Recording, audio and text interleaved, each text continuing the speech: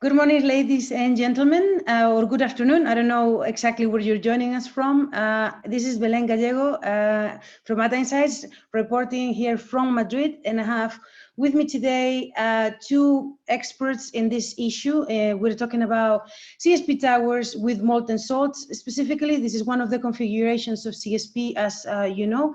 We're going to dig deep into the trends and technology behind it. With me today, I've got Carlos Marquez, my colleague at Data Insights. Carlos, give it a wave and tell us where you're joining us from. I'm joining the webinar from Madrid. So we're both in Madrid today. So Carlos is going to talk about market trends and what's going on with towers and, sort of the numbers, the big picture. And then we have someone that has been working in the CSP industry for a very long time, an old friend, Cristina Prieto from Abengoa. Hi, Cristina, where are you joining from? Give us a wave. Hello, Belén. I'm joining from Seville. Fantastic. Thank you very much. So here's what we're going to do today. We are going to first hear a little bit of the market perspective, who's doing what, what are the main trends from Carlos, and then we're going to go into specific technology, and we're going to see some wonderful picture updates in one of the projects, the most exciting projects happening at the moment. Before we start, though, few things for you guys. First thing, please send us your questions. The bottom, there is a little box that says Q&A or questions. Send them through. We'll pick them up, hopefully at the end. Second, tell us where you're joining us from so that we know. We always get a kick out of hearing from you, where you are joining from and, maybe your company as well, so that we know what's going on and who is here. Carlos, would you please prepare your screen? And whilst Carlos prepares his screen for his presentation, I'd just like to say hi to a few of the old friends that we have here. I can see some of the names. And also, I'd like to remind you and to thank our sponsor, SQM, for supporting this webinar and all of this research and work that we do on CSP. SQM, as you know, is the main provider of molten salts for CSP plants. So they have, a lot riding on this kind of technology. And they are the natural solution for solar thermal storage and heat transfer fluids for the CSP plants. Thank you very much, SQM, for supporting this webinar and all of these things that we do. Right, Carlos, go ahead. You ready? Make sure that you unmute. Ready, off you go. I am ready, Belén. Thank you. And, thank you everyone for joining us today. It's always good seeing people from all over the world wanting to hear about, us from our webinar. So today I will give you a very brief overview of the market and some background on the on CSP towers with molten salt storage.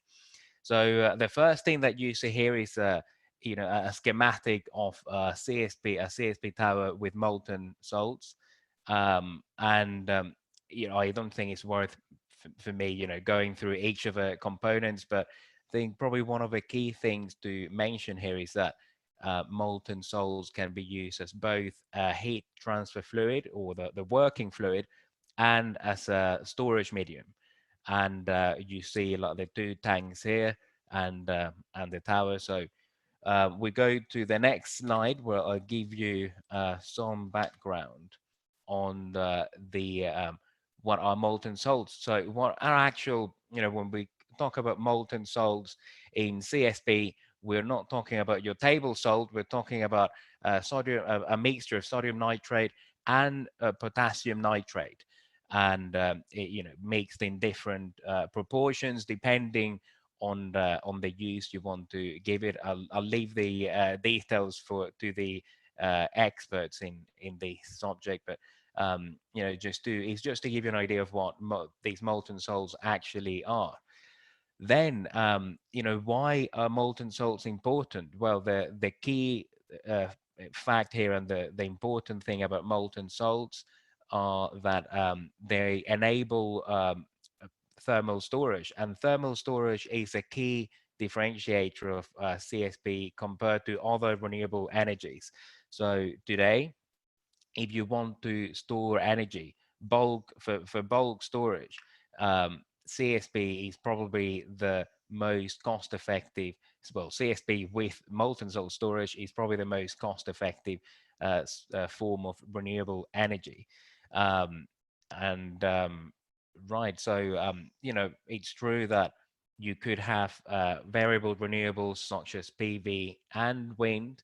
You could counter their intermittency with batteries, but today molten salt storage is still more cost effective than these solutions for bulk storage. So if you want to store more than 4 hours of energy, right? So some of the advantages of molten salt. So why, did someone look at this material and thought, well, let's use it in our CSP plants? It enables high operating temperatures, upwards of 550 Celsius, compared to thermal, traditional oil-based thermal fluids.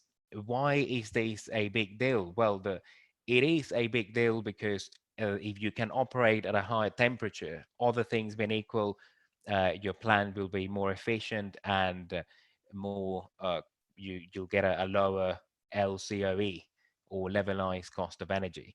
Um, Also, molten salts are non-flammable, which makes them safer and non-polluting. So if unfortunately you had a spill, then it would be much easier to clean and safer than cleaning a HDF spill. Um, Risks, or we could call it challenges. Molten salts always become solid at a temperature that is higher than ambient temperature. So you need to manage that risk. There are a number of things you can do, but I'll leave that to Cristina Prieto, who I'm sure will be able to give you a much better account of how you could deal with those risks. And there is corrosion is another challenge that I've heard from people in the industry. But if you design your systems and your components for molten salts, this shouldn't be much of a problem. So now the sort of like the basics part is over. And sorry, some of you, I can see, for example, Daniel Quinones, is with us, and he was thinking, what is this? This is too basic. But just for the people who are new to the industry.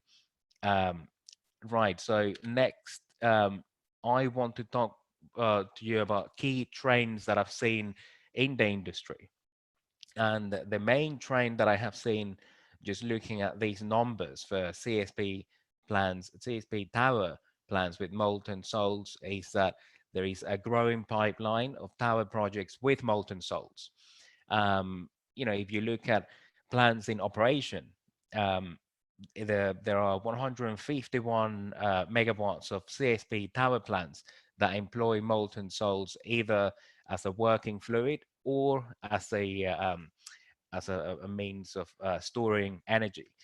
And if as you go down the pipeline, if you look at commissioning, 90% of plants that are being, more than 95% of capacity on the commissioning will employ molten salts. And by the way, these 150 megawatts here of commissioning, that's accounted for by one plant, which is the new Ouazzazate 3 plant in Morocco, which is expected to come online in October. Um, then you look at plans under construction. So almost all tower plants under construction, or 80, 90% of them, will employ molten salts as a HTF or as a means of storage. And the same goes for plants under development. So you can see how from a very small base, and starting as a niche innovative technology, tower plants with molten salts will take up more and more will become more significant in the pipeline. So key trend number two.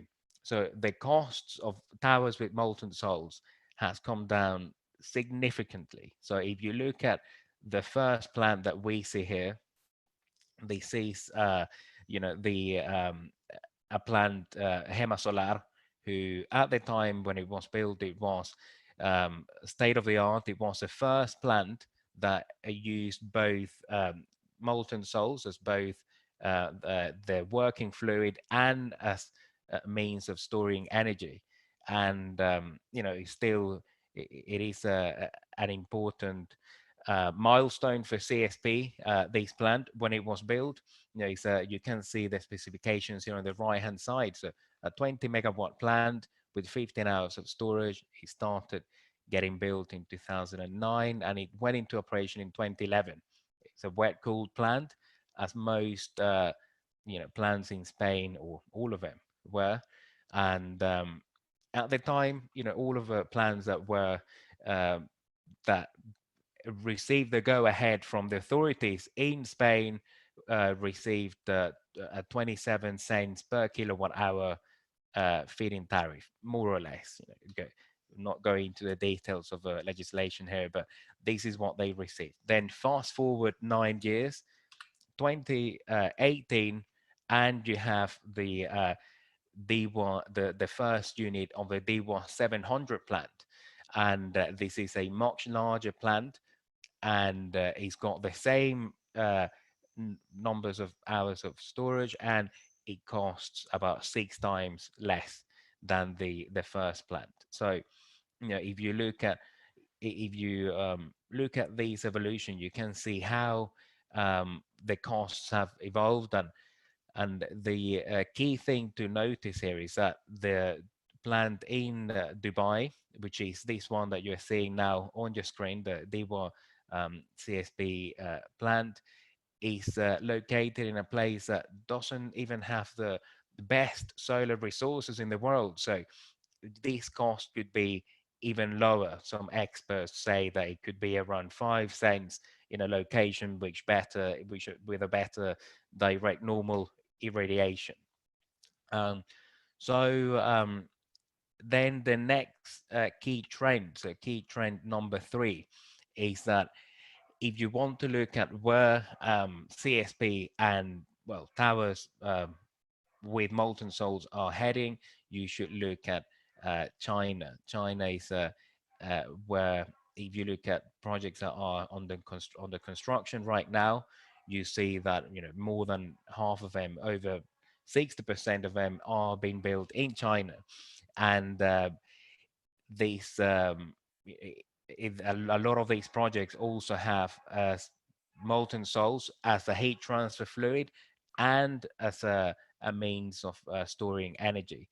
So it would be interesting to see how these projects get built, how they evolved, and how and what type of performance they have. If you look at projects on the development, you'll see a similar story. You see many of them being developed in China. And there are many other trends that you could point out, but I thought that I would highlight these 3 just to mention.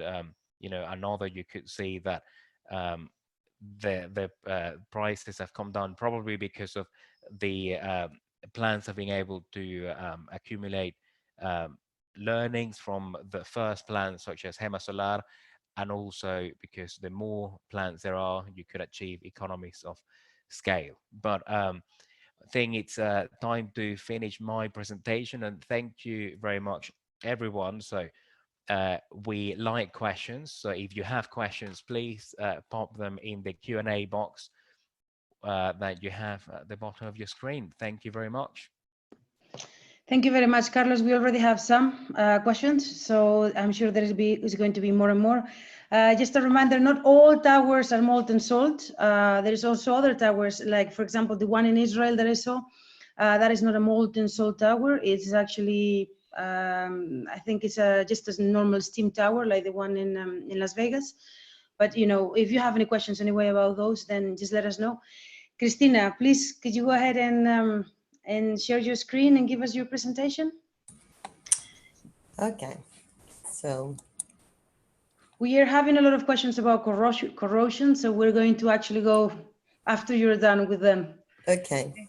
Just go ahead, give your presentation as normal, and then we'll get into that. Okay, so let me.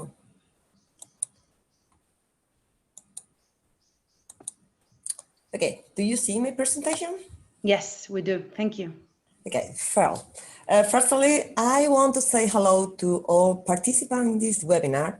My presentation is a summary of some aspects to consider in the construction and operation of tower plant. And this summary comes from our accumulated experience in CSP plant and our strategy for molten salt tower plant that are under development. If we talk about salt tower, we are talking about a plant with central receiver with the following operation. Cold salt are pumped at 290 C up to the solar receiver, flows through the panel of the receiver, reaching 565 degrees, and back down to the steam generation system through the hot salt storage tank. After that, the cold salts are directed back to the cold tank while the superheated steam at 550 runs the steam turbine. This technology has a significant advantage, especially the lower energy cost thanks to the higher efficiency of the cycle and the higher dispatchability thanks to the high storage capacity. Due to a storage system, the plant operation can be divided in solar and electric power generation parts. The solar part is formed by the solar field and the solar receiver. In this solar part, the energy is collected and absorbed by the molten salt. To do it, different operation modes are defined in the solar part during the full day. Preheating in the morning, transition to normal operation to transitory when weather transient happens, or draining at the end of the day are some steps that must be implemented in the control system. Due to the storage system, the turbine operation is not directly related with the solar part. Different operational modes are also defined in the electrical generation. We have a whole mode where auxiliary steam is generated, or preheating mode where the preheating of the steam generator need to be performed carefully. Additionally, the storage system with molten salt allows the design of different operational strategies, such as the case of base load operation with a 24-hour day operation, or the case of energy shifter operation that cover a daily peak of demand. If we talk about construction of tower plant, well, Abengoa presents an important background. We currently have 4 commercial tower projects that were widely validated in demo plant. PS10, PS20 were the first commercial project in the world, and now we have more than 10 years of experience in tower. Abengoa has the solar platform Solucar in Seville, where different demo plants were built to validate the evolution of CSP technology. A demo plant were built to evolve from saturated steam cycle, that is the cycle used in PS10, to superheated steam technology. The Eureka demo plant was used to validate a superheated receiver installed in Key Solar One, the plant with superheated receiver installed in South Africa by Abengoa. And also, CRS Sales demo plant was built in Soluca platform to validate the solar receiver technology implemented in Atacama in Chile. Different tools have been developed for the optimization of the main component in tower plant. We work in every component, trying to increase the reliability of the technology and trying to maximize the cost reduction in order to be more and more competitive. If we talk about the more relevant works, we should talk about tools for the solar field optimization, tools for the solar receiver design and control, and tools for the optimization and design of the thermal energy storage component. These tools are the core of the Abengoa know-how. In the case of molten salt technology, Abengoa had wide experience with molten salt. We had Solana plant with 128,000 tons of salt in the TES system. And we had experience with Tower. Anyway, a demonstration plant was designed, built, and operated from 2012 to 2014. Here, a 5 thermal megawatt molten salt receiver was operated over 3,500 hours at 560 degrees.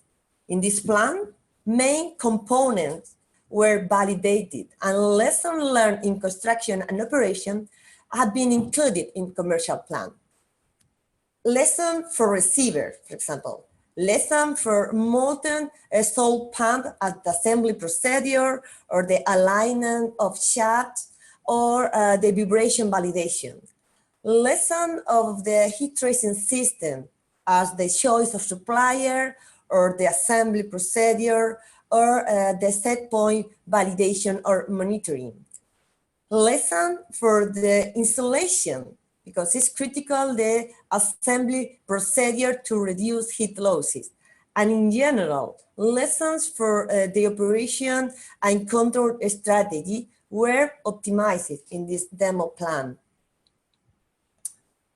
And different in-house tools for solar field have been continuously worked and are under development to optimize the efficiency, taking into account the main losses. For example, the causing effect, shadows, blocking, reflectivity, spillage, attenuation, or tower shadow. In the solar field, a specific heliostat workplace for production in line is installed per plant. This factory has different areas as the manufacturing heliostat area, the structure and mirror assembly building, or the quality control with optical test station on site are implemented per plant. Abengoa has also developed in-house tool for the fluid map calculation in the receiver. The receiver is the more critical component in the operation in molten salt tower. It must be ensured that the generated fluid map does not cause overheating. In the same way, it's important that the operational strategy of aiming are in accordance with the thermomechanical design of the tube of the receiver. And to do it, Abengoa has a receiver control system based on IR cameras controlling the tube, metal tube temperature, and also the process temperature. To conclude with the component part, we must talk about the design of the molten salt tanks. We use the same concept as our commercial TL system in parabolic trough plant with a double tank configuration. But now the cold tank is built with carbon and steel again, while the hot tank uses stainless steel due to the temperature and the corrosion. And talking about corrosion, we should clarify that a lot of corrosion tests have been carried out in order to have a full comprehension of the corrosion mechanism that affect in the salt. These tests have been carried out under static and dynamic corrosion condition. And in our configuration, we have a corrosion allowance implemented in our facilities. So at this moment, it's not an issue for us due to the previous tests and knowledge that we have about corrosion mechanism in molten salt. Regarding the tank again, well, the tanks are designed following the standard of American Petroleum Institute and are checked with ASME code. It's very important to have a rigorous thermomechanical model to evaluate its operative behavior and guarantee both the system's efficiency, and the useful life of the storage. And finally, it's very important to talk about the welding procedure because it's a critical task during construction and requires high level of inspection. Also, thermal monitoring during the preheating of tanks and the melting and filling step of the salt. Again, during the startup, all these parts are critical tasks that have to be carried out carefully during the commissioning. Finally, I have to talk about the performance model. It is the key tool to guarantee the production in a CSP plant. Abengoa has an in-house performance model capable of optimizing and calculating all CSP technology electrical production with detail. This model is verified with real data. We have an internal optimizer for the design process with different operation strategy. This is a key tool to guarantee the pass of the performance test at the end of commissioning phase. To conclude the presentation, I show some picture of the Atacama project that is under construction. Here, you can see the tower with a solar receiver and the specific procedure for the assembly of this receiver on the top of the tower. Now you can see an overall view of the plant that is under construction and some picture of the TES system, the storage system, where we have a configuration with 3 tanks, 1 cold tank and 2 hot tanks, and the receiver with the inner part of the tank. Well, there are many more aspects to discuss in this topic, but well, we have not more time available. In any case, thank you so much for your attention, and for any additional information, I leave my contact data. Feel free to ask me about any question that you have. Thank you so much. Thank you very much, Cristina. I think we've learned a great deal, and we've also got a lot of questions. So I'm going to actually ask you some of those. But first I wanted to ask you a question. I mean, you guys in Abengoa have built a lot of parabolic trough plants. You've built tower plants, just, you know, steam generation power, normal saturated steam. You have one in South Africa as well. And then you've built molten salt towers. How do they compare in terms of complexity?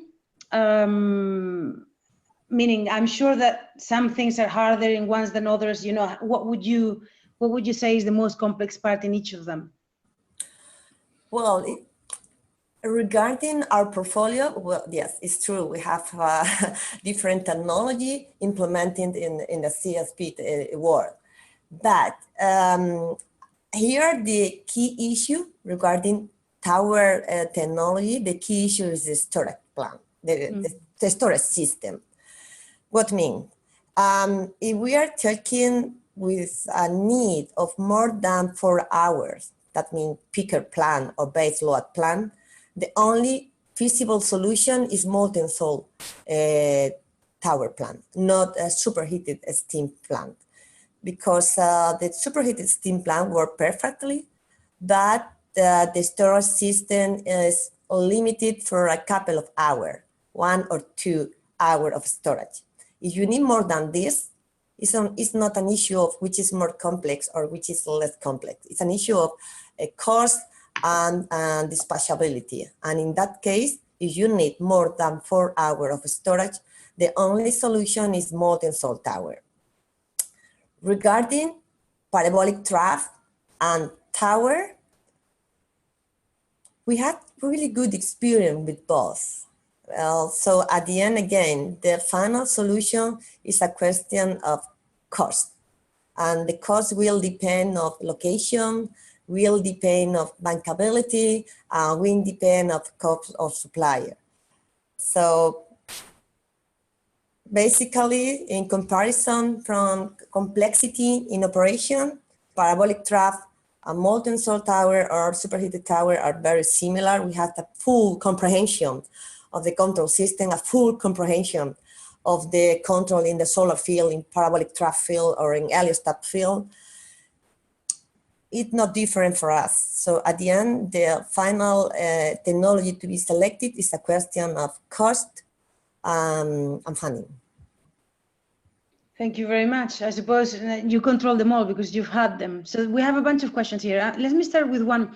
There seems to be a lot of questions about how do you, first of all, take the salts, put them into the system, move them around the system. So what materials do you use? Do you transfer that heat? What is specifically, there are a lot of questions about what materials are used that can withstand those temperatures and that corrosion. There's also a lot of questions about corrosion. So I don't know if you want to describe, how it works. And before you do that, so that we can see you properly, can you take off your presentation? So that yes. you hear larger on the screen and people can see you better? Okay, I'm sorry. Oh, no, don't worry. It's really questions about, as I was saying, how do you move the stuff around? What do you put it in touch with? How do you avoid corrosion? So all of those things, what can you tell us about that? Okay, well, first, let me clarify. We use a binary nitrate mixture with high purity. So in molten salt, we use a refined grade of molten salt. It's a 60% of sodium nitrate and 40% on potassium nitrate with a very low amount of content of chloride. That this is the main impurity that we should control in tower due to the high temperature that we use in operation. Another impurity to be controlled is the magnesium nitrate in order to reduce the emission of NOx, but it's more or less similar for parabolic trough than for tower. It's not different for tower. The main issue for tower is the chloride content. And this is the reason why we work with refined grade of solar salt. During the pre-commissioning, these salts are melted in an external furnace. But previously, the preheating of the tank is carried out with hot spent air. So during 1 week, we preheat the tank very carefully, maintaining the gradient in the tank. And when you reach more than 350 degrees C, you start the filling of the tank with salt. You melt the salt in an external furnace, and you send this liquid salt or this molten salt to the tank that is previously preheated. When you finish this melting procedure, in order to circulate the salt through the piping, you need to preheat the piping. And to do it, you use the heat tracing system. So these cables are switched on, and when you have more than 290 degrees, you can circulate the salt around the rest of the facility. This is for piping. If we talk about receiver, the preheating is with solar resources. So we have 3 preheating systems. In the tank, at the beginning, you use external external heater that preheat spent air. Later, when the salt is in the tank, you have internal heater. To preheat piping, you have the heat tracing system. And to preheat the receiver, you have the solar resources with the solar field. I don't think if I have answered the question. What you're saying is you preheat the whole system, and then you also mold the salts outside for when they come in, the whole system is preheated. And how do you maintain that temperature and monitor that temperature throughout? Because presumably it has to be at a minimum of 250 degrees. Well, regarding the tank, and piping, well, the insulation system installed guarantee very low thermal losses.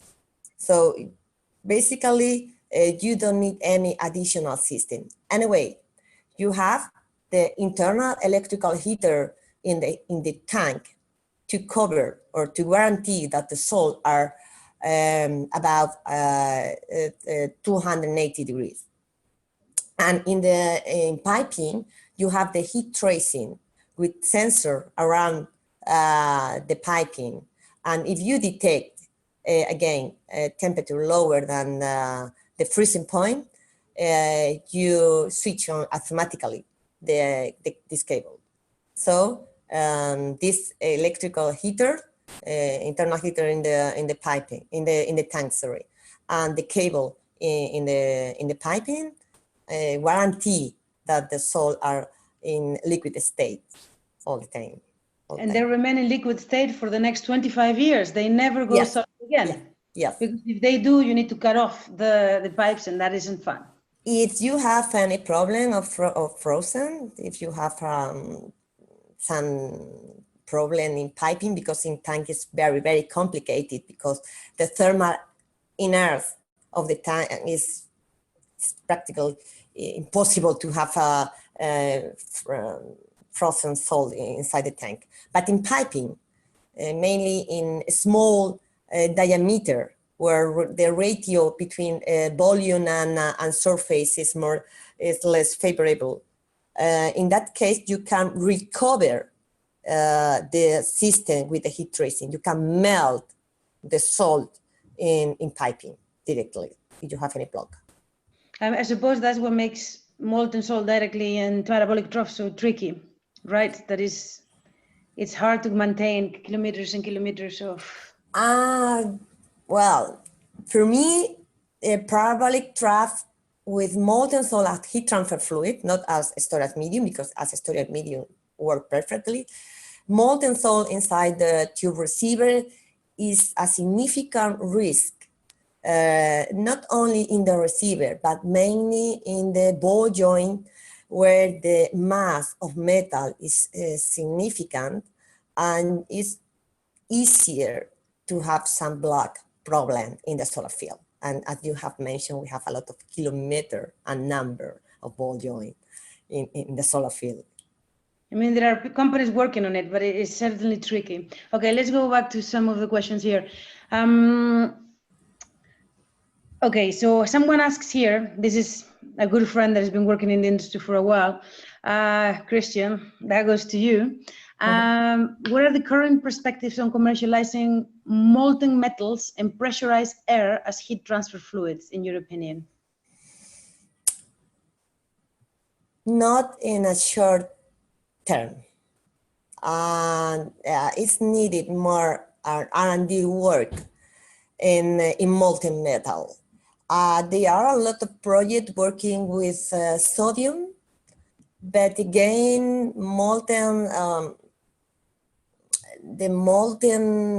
the storage system and the full configuration and the safety condition that you need to define in the process it may complicate to have commercial project in short term.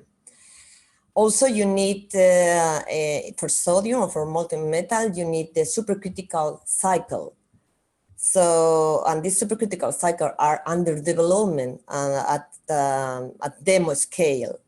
So we need more time with a relevant demo scale plan to increase the trust in this technology.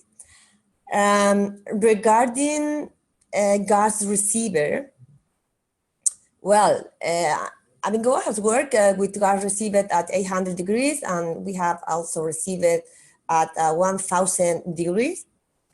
And in our case, the main concern now is again the power cycle.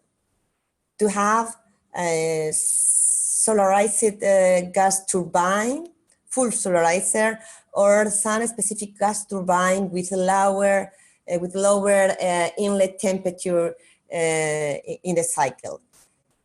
If not, the cost in comparison with molten salt tower, is not as competitive as wanted. So power block is still a bottleneck for both technologies. Thank you very much. That was a very comprehensive answer. Someone here, Anoop, actually, also a Solar 2 veteran. I don't even know what time is there, Anoop, where you are, but it must be early. What is the percentage of the cost, of the total cost for a CSP system, of the storage side of it? It depends on the number of storage. I mean, of course, but could be 15%. To have a number of reference could be between 10–15%. That is not much considering the amount that it gives you extra. I mean, you also have to over-dimension the solar field. But take into account that the TS, the thermal energy cost, or the thermal energy storage cost, means the cost of salt and tanks, and not the increment of solar field that we need to cover this storage. This is the standard parameter used in the sector. So when you increase the storage capacity, of course, you increase the amount of salt, and you increase the size of tanks, but you have a scale factor that gives you some advantage in cost. The main effect of higher storage capacity is the increase of solar field, and this cost is not implemented in the TS cost. Thank you very much. And what is the reason to design one hot tank and two cold tanks in Atacama 1? You have 3 tanks, but I'm not sure how you're using them. Yes, for flexibility and to have a better, or to make easier the construction on site of the hot tank. Regarding the operation strategy, we took the decision to design 2 tanks to make more flexible the operation, and also during construction, regarding the thickness of the wall of hot tank, we took the decision to design 2 tanks. So for construction and for operation, we took the decision to build 2 hot tanks. So there are 2 hot tanks and 1 cold tank. And 1 cold tank. That makes more sense. Okay. Yeah, I think I had misunderstood that. Okay, so someone asks here, what is your opinion on a modular tower approach versus a single tower approach as a building company? Cost. So is it higher with modular approach? For us, in our studies, yes. I suppose that, I mean, every company looks at the same setup differently. Of course, you can optimize the solar field because you have part of the solar field that can be used in I don't know, because you can multi-tower system or 2 tower with a big solar field, which is the concept. We have validated the different configurations: single tower, a multi-tower, that means a smaller size tower with a specific solar field per tower. And also we have been some studies regarding multi-tower with sharing solar field. In our experience, at least at this moment, we prefer a single tower in order to optimize aiming strategies and operation strategies in molten salt tower.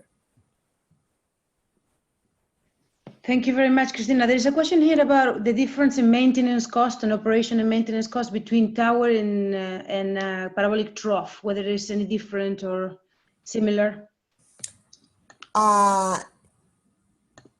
is lower in tower. Not that much lower, but it's lower in tower, in our experience. Oh, that's good to know. I didn't expect. I thought the added complexity, you know, of having higher temperatures may actually make it harder. Mm-hmm.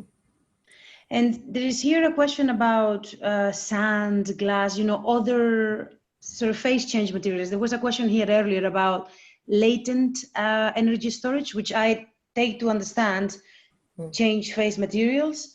We know that this is not commercially deployed just yet, but what has been done? Is there anything, do you see any commercial use for this in the next, say, 5 years? We have seen phase change material for storage as a storage medium, basically thinking in process heat more than electrical production. Molten salt is the winner for electrical production, but for process heat, where you need saturated steam, in that case, the phase change material is a solution under development, and I'm sure that in a short period of time, it will be a commercial solution for process heat. And, you know, Christina, you've answered so many questions. So I'm just going to ask you one more. I think then after that, we'll have to go. And it's about hybrid plants. You know, it mentions here Nord-Middelt, and it mentions, you know, it says, is this combination, you know, of PV, CSP trend, promising trend for the technology? And is there any other plants of real CSP PV hybrid technologies, not just co-located? I believe your plant in Chile had that idea, right? I mean, I'm not sure to what extent it's hybridized, but perhaps you can tell us a little bit what is going on in there, because that's where the question is going about. Yes, the smart solar plant is what we offer in Chile.